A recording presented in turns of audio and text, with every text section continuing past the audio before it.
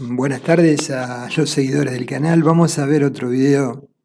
Este será de unos también pocos minutos, en donde mencionaremos una situación real en obra de ante la patología observada en un elemento estructural importante, el requerimiento, la necesidad de verificar la capacidad de uso de la misma, ¿sí? Para determinar si se podía, reforzando la estructura, utilizarla, o bien no era necesario el refuerzo, o bien era necesario su demolición y reemplazo.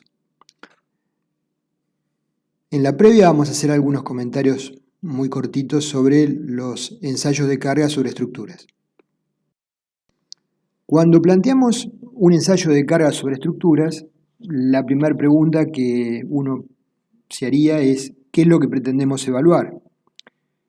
Esto puede ser la aptitud de la estructura bajo carga de servicio, por ejemplo, para patentar elementos pretensados, entonces queremos observar cuál es su comportamiento bajo el nivel de carga de servicio, o bien, en un puente antes de habilitarlo, el ensayo que se requiera, o bien verificar el comportamiento bajo el nivel de carga de rotura. En este caso sería no tan frecuente, pero también puede ser necesario chequearlo. ¿Y por qué lo evaluamos? Bueno, puede ser porque el pliego de especificaciones técnicas así lo requiere, porque presenta el elemento estructural o la estructura un comportamiento anómalo, porque quizás en la revisión posterior a la ejecución detectamos errores de proyecto o errores en la construcción y tenemos que verificar qué incidencia tienen esos errores sobre la respuesta de la estructura para las cargas proyectadas, o porque la estructura presenta el requerimiento de un cambio de destino, o porque eventualmente, a modo de ejemplo, ha sido afectada la estructura por un siniestro, por un incendio, por ejemplo. Con respecto a los tipos de ensayo, tenemos, a modo de ejemplo, pruebas de estanqueidad en tanques de agua, pruebas de deformabilidad en sistemas de losas y vigas, ensayos dinámicos sobre puentes de ferrocarril o pasarelas peatonales, ensayos de carga sobre puentes carreteros. Casi todos los puentes antes de ser habilitados para el servicio requieren ensayos de carga, o ensayos de capacidad de carga sobre losas de depósitos, por ejemplo. Con respecto al tipo de cargas a aplicar, tenemos cargas repartidas en general, cargas concentradas, frecuente en puentes, ya veremos cómo se materializan, y para la materialización de las cargas repartidas, en caso que así lo asignemos, se pueden utilizar diversos métodos, como piletones con agua, donde vamos graduando la altura del nivel del agua y por lo tanto con certeza la carga aplicada, bolsas de cemento o arena, y en el caso poco frecuente, pero justamente es el caso que vamos a mencionar real, de generar una carga lineal, podría ser acopio de armaduras, ¿sí? Que serían algo semejante a una carga distribuida lineal para ensayos sobre vigas importantes, de importantes dimensiones y anchos importantes. Acá vemos fotos de arriba ensayos con piletones con agua y abajo con bolsas de arena o cemento. Acá visualizamos fotos sobre un puente importante con camiones cargados y pesados previamente en básculas, con las distancias entre ejes y entre ruedas conocidas, con los puntos de aplicación de las cargas definidas como concentradas, y el posicionamiento de los camiones. Naturalmente hay una secuencia de ingreso y posicionamiento hasta llegar a la carga máxima en ese lugar, y luego hay una secuencia de ingreso y posicionamiento en otro punto para generar y verificar distintas situaciones. En cuanto a la aplicación de los escalones de carga, las cargas se aplican por escalones sucesivos hasta llegar al valor previsto. Se sugiere que no sean inferiores a 4 los escalones. En cada ciclo de carga, en cada escalón, tenemos que estabilizar las lecturas de los aparatos de registro de deformaciones y llevar un detallado informe de las fisuras que puedan eventualmente aparecer, identificándolas, midiendo su ancho y su extensión, y tomando fotos. La utilización de piletones de agua permite naturalmente un muy buen control de las cargas y sus incrementos secuenciales. Al llegar al nivel de carga total, se debe mantener esta al menos 24 horas y tomar nuevas lecturas durante ese periodo para ver si la estructura tiene incrementos adicionales de deformaciones excesivos o el comportamiento es correcto. Los ensayos de prueba de carga se pueden generar a partir de la necesidad de prueba de un pliego, por ejemplo, de condiciones que exija como prueba de carga de recepción para un puente, o como prueba de carga para evaluar la capacidad resistente. Supongamos que una estructura ha sido reforzada por X situación y queremos verificar la capacidad real de esa estructura con el refuerzo colocado.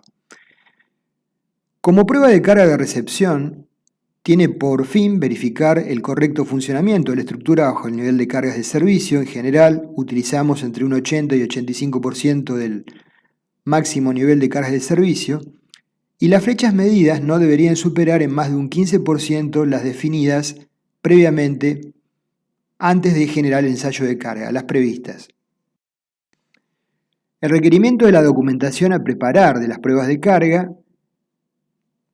se necesita, antes de hacer un ensayo de carga, generar un proyecto del ensayo de cómo se va a llevar adelante el mismo, objeto de la prueba de carga, edad mínima del hormigón para ejecutarla, carga de ensayo, escalones de carga, forma de materializarla, aparatos de registro a colocar, flechas esperables y los criterios de aceptación. Como mínimo debe contener esto. Y a su vez, cuando finalice el ensayo, se hace un informe final sobre el ensayo.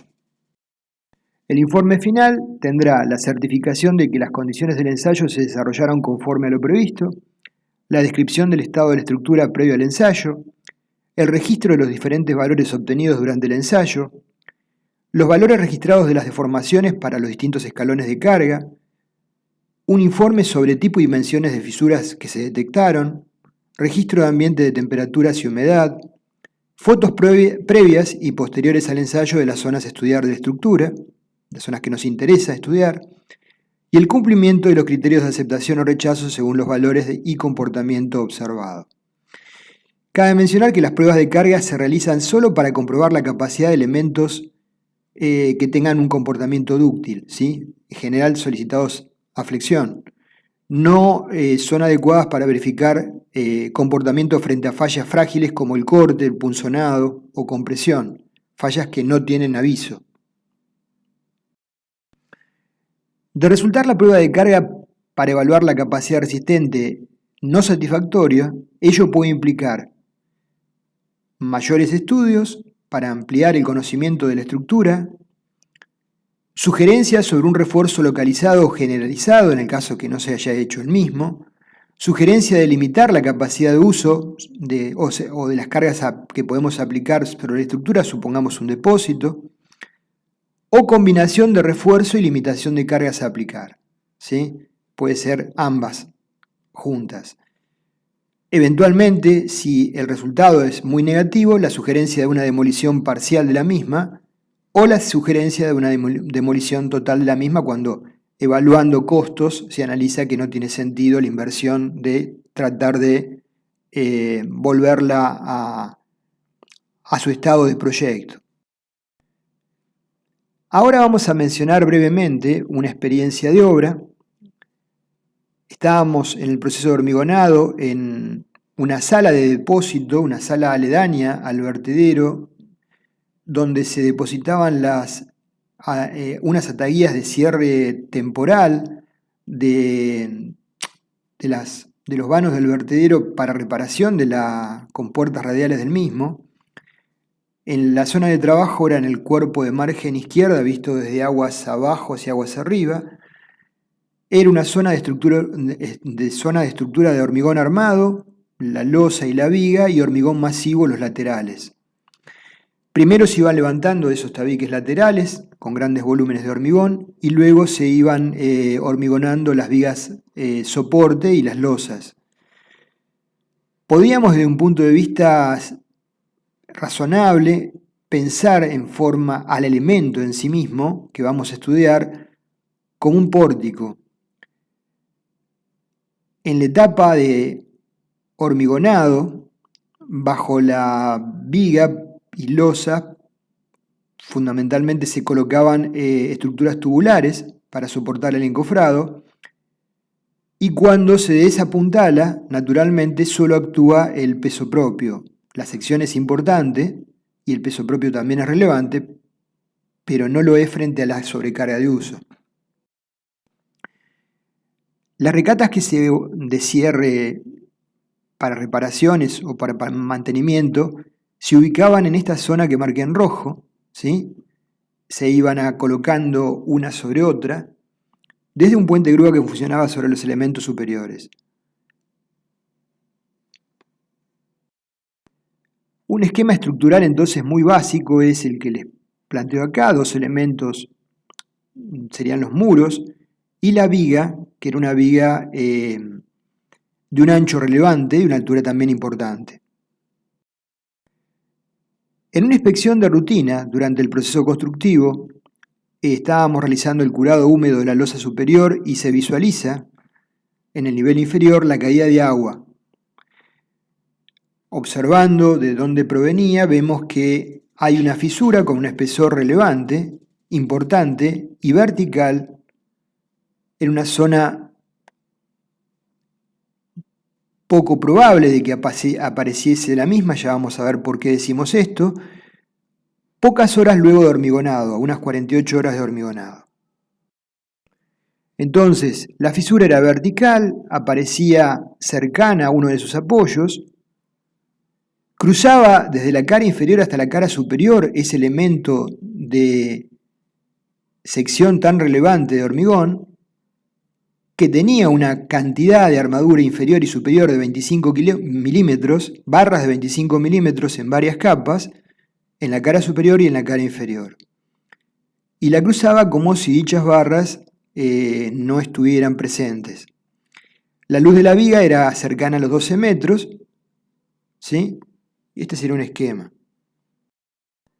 Entonces, haciendo ese modelo tan básico con la cara uniforme, obtenemos el diagrama de momentos flectores que sabíamos que debíamos tener, en rojo negativo, en amarillo positivo.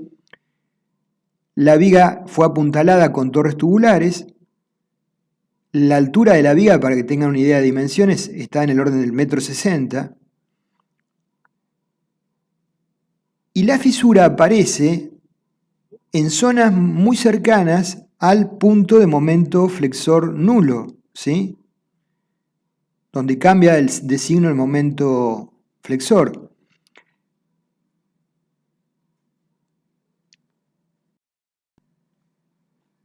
Aproximadamente estaba en esa zona la fisura que observamos, con la consideración que hicimos de que solo actuaba las cargas de peso propio del hormigón mismo. Entonces, la función de esta viga era soportar el acopio de al menos 3 o 4 ataguillas metálicas en vertical sobrepuestas de cerca de 30 toneladas cada una de ellas. Por el programa de ejecución de la obra no había tiempo para demolerla y rehormigonarla. La zona de fisuras verticales estaba próxima, como dijimos, a la zona de momentos nulos y teníamos que adoptar una decisión sobre qué camino seguir. Habíamos evaluado que el armado de la viga tenía una cuantía relevante en ambas capas porque las sobrecargas de uso iban a ser también importantes. ¿Qué procedimiento llevamos adelante para tomar una decisión? Tomamos primero y revisamos la memoria de cálculo para ver si observamos algún inconveniente en el desarrollo de la misma, estaba OK. Verificamos luego que los planos de armado indiquen la armadura que requería la memoria de cálculo y también estaba OK. Luego cateamos la viga para chequear en diferentes sectores de la viga que la armadura colocada en cantidad y disposición coincida con la que indicaban los planos, a pesar de que la inspección de obra aseguraba que así era y lo verificamos que se cumplía lo mismo. Se tomaron probetas testigos para verificar la resistencia del hormigón y todo dio correctamente. Pero la gran fisura está presente, secciona la viga desde la cara superior hasta la cara inferior en toda su altura, tiene un espesor mucho mayor que el admisible y la sobrecarga de uso no está actuando. A partir de eso, ¿qué hacemos? Estudiando el problema, se plantearon hipótesis sobre la posible falla. El peso propio era importante, no lo era frente a la sobrecarga, pero sí lo era en sí mismo, y el apuntalamiento, como les comenté, estaba constituido por torres tubulares alineados con la viga. Se estimó que pudo producirse horas después de hormigonado un leve descenso de alguna de estas torres tubulares cercanas a la zona de la fisura, ¿sí? Y a pesar de la cuantía relevante de armadura que tenía en la cara superior e inferior, si el hormigón tiene muy poca edad, las tensiones de adherencia para transmitir a través del hormigón al acero máximas son muy bajas, prácticamente nulas, y por lo tanto la fisura comienza a tener alguna explicación que fuese vertical, cruzando las armaduras como si las mismas no estuvieran presentes. ¿Qué decisión se toma? Bueno, realizar un ensayo de carga. Plantear un ensayo de carga y a partir del resultado del mismo evaluar cómo seguíamos. Entonces se mantuvieron preventivamente las torres de apuntalamiento muy cerca de la cara inferior de la viga. Colocamos sobre la cara inferior de la viga flexímetros. Se trajo todo el equipo para evaluar la aparición de nuevas fisuras y tomar datos de las mismas.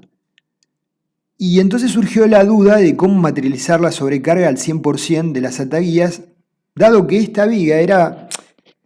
Acá teníamos una dificultad, la sobrecarga era muy grande y estaba concentrada en forma lineal.